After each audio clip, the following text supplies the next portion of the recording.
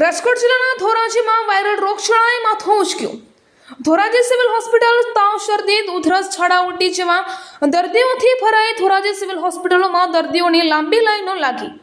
Civil હોસ્પિટલમાં દર્દીઓની સંખ્યામાં થયો ધરખમ વધારો। 300 દર્દીઓની ઓપીડી હાલ 700એ પહોંચી।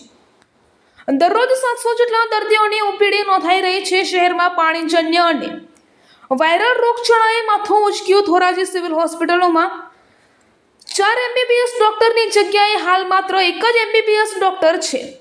ધોરાજી સિવિલ હોસ્પિટલોમાં દર્દીઓની સંખ્યા વધી ત્યાં અપૂરતા નર્સિંગ સ્ટાફને કારણે અને ફક્ત 1 જ ડોક્ટરને કારણે દર્દીઓ હેરાન થઈ રહ્યા છે।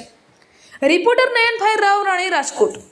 હું ડૉક્ટર વેસેટિયન SDS ધોરાજી ખાતે અધિક્ષક તરીકે ફરજ બજાવું છું। હાલની ઓપીડીની વાત કરીએ તો અમારી એવરેજ ઓપીડી 700ની આસપાસ હોતી હોય છે। એમાંથી જે નવા ફ્રેશ કેસીસ જોઈએ તો 35% ડાયરિયા અને વોમિટિંગ જોવા મળે છે, એ જે ખાસ કરીને પાણીજન્ય રોગો છે। અમારી હોસ્પિટલ ખાતે તમામ પ્રકારની ફેસિલિટી, ફિઝિશિયન, મેડિકલ ઓફિસર ઉપલબ્ધ છે। લોકોને ખાસ તો આ સિઝનમાં, જે વરસાદી સિઝનમાં, એ સલાહ આપું છું કે પાણી ખાસ કરીને ઉકાળીને પીવું જોઈએ અને ક્લોરિનેટેડ વોટર, અમે અમારી હોસ્પિટલમાં રેગ્યુલરલી ક્લોરિનેટેડ વોટરનો જ ઉપયોગ કરીએ છીએ। લોકોને આ સલાહ આપું છું। ઝાડા ઉલટીના ખરેખર ઇન્ડોર કેસીસમાં 10 થી 15% વધારો થયો છે અને ઓપીડીમાં લગભગ 35% જેટલો વધારો જોવા મળે છે। કુલ અમારે એવરેજ જોવા જઈએ તો હમણાં 700ની આસપાસ ઓપીડી હોય છે, એમાંથી 250 જેટલા ડાયરિયા વોમિટિંગ હોય છે।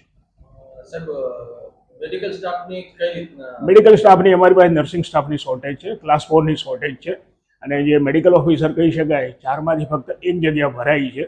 તાજેતરમાં 3ના ઓર્ડર થયા છે। લેટ અસ હોપ એ જગ્યા ભરાય અને લોકોને અમે વધુ સારી રીતે સેવા આપી શકીએ। હા, વાયરલ ઇન્ફેક્શન, અપર રેસ્પિરેટરી ઇન્ફેક્શનના કેસીસમાં પણ વધારો જોવા મળે છે।